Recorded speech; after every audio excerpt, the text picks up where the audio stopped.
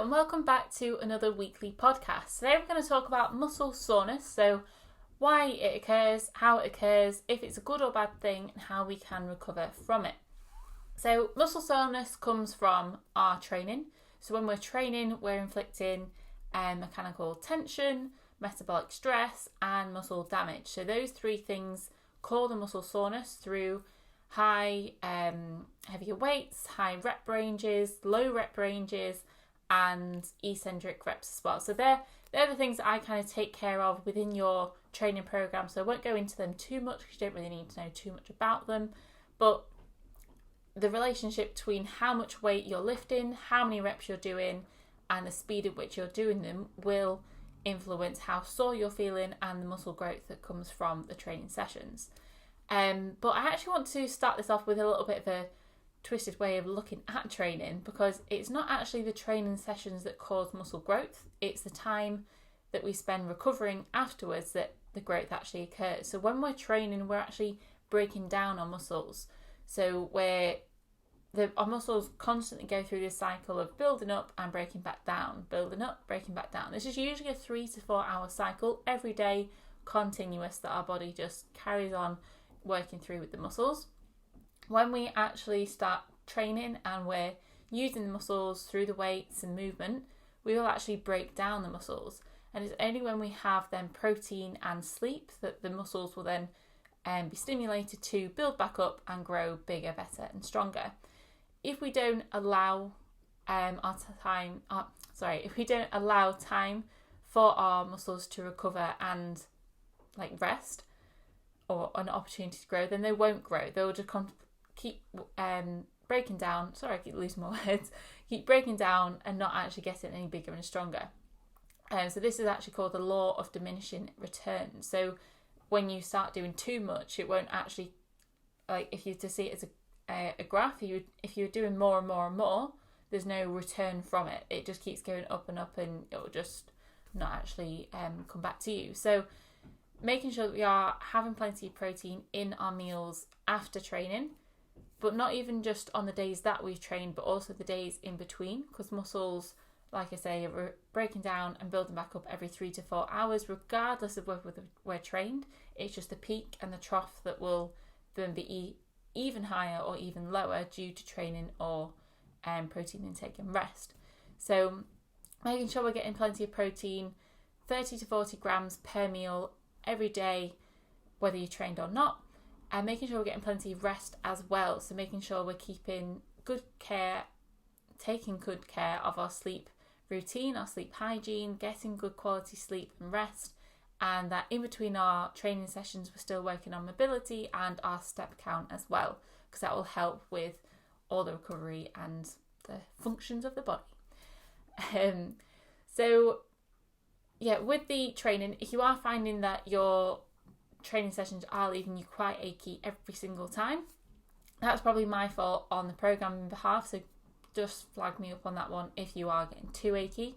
If you feel like it's just every now and then, and maybe it's your first week into training, then we can actually just make some little adjustments ourselves. So if you're finding that maybe you've had to do 2 training sessions back to back as well, it could be beneficial to reduce the amount of weight that you're lifting. So if you're usually squatting, say 60 kilograms for 6 reps, and that's usually your kind of decent rep range, usual weight, you might want to bring it down to 20 or 40 kilograms for 6 reps. So reducing the amount of weight that we're lifting, but keeping the reps the same, will help reduce the amount of muscle tension that we're building over the workout, so we're not likely to feel as sore. Another way of doing it is completely removing the weight, but maybe increasing the reps so that the metabolic stress that we put on the muscles is reduced. As long as we're not going too high with the reps, keeping it below around 15, because metabolic stress occurs between 12 and 20 plus reps in a relationship with the ratio to how much weight we're lifting. So if you want to reduce the amount of stress that you're putting on your body, lower the weight, and also you can keep the reps high but not too high over 15. Then the last thing, muscle damage usually occurs through eccentric reps, so really going through slow reps, using a full range of movement. So if you're wanting to reduce the amount of muscle damage in the workouts, I wouldn't say try faster reps. I just wouldn't worry too much about this element that occurs because it's usually a product of metabolic stress and mechanical tension. So the amount of weight that we're lifting and how many reps that we're using as well. So if you do find that you are really achy, reduce the weight, increase or keep the reps the same, and then as a product hopefully you won't be as achy. If you want to swap out as well any strength exercises for mobility or some stretching or just complete rest, that's completely fine, because that will reduce your overall working volume over not just the workout itself but over the week, and it will actually help give your muscles time to repair as well. So if you're finding that you're training back-to-back sessions or you're just sore in general or not having enough rest in between, then they could be some helpful ways to reduce the muscle soreness that occurs. Another thing that people often say is being sore is a good sign of a workout, and that, oh, I'm sore, so I must be gaining muscles. But that's not completely true. Being sore is not a sign of muscle building. Doesn't mean that it's been a really good workout, or that if you're not sore then it's not been a good workout. Being sore is just an indicator of how much muscle damage you've put your muscles through. So you actually just want to be able to train and feel good the next day. So the idea of training and still being able to train the next day is kind of optimal. So you don't have to train the next day, but to be physically able to train the next day is ideal. And a good way of going about this is that with each set that you're doing, you don't want to be aiming for maximum effort, maximum push. You should just be about 2 or 3 reps under your maximum. So say you're doing a squat and you're doing 6 reps and you feel like it was okay, but if you did 2 more you'd be like, you wouldn't be able to push back up. That's where you want to be. So it's about that 80% effort. If on the last set of every single rep you're really pushing, gritting your teeth, having to hold your breath, and it is really max effort, just bring it down a little bit, do a few less reps, or again tweak the weight so that you can make it to the amount of reps that you need to do in your program, but you're not pushing your weight to maximum level, because we don't want to be training at max all the time. We're usually looking for about 80%. Again, this is just to make sure that you're able to train the next day if you were supposed to, and that we're not constantly looking at muscle damage, but we're actually playing around with metabolic stress and muscle tension more so.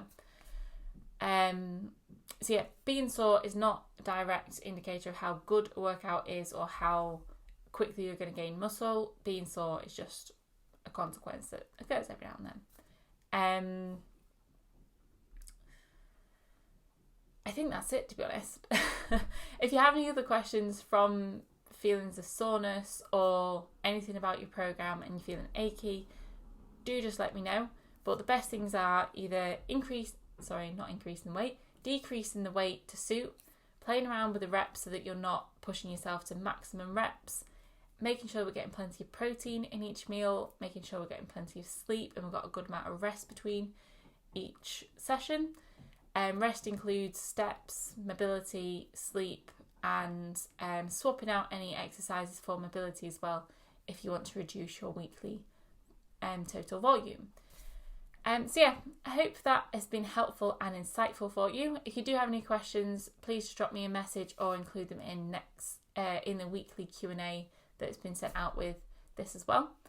But yeah, thank you for listening, and I'll be in touch with you again soon.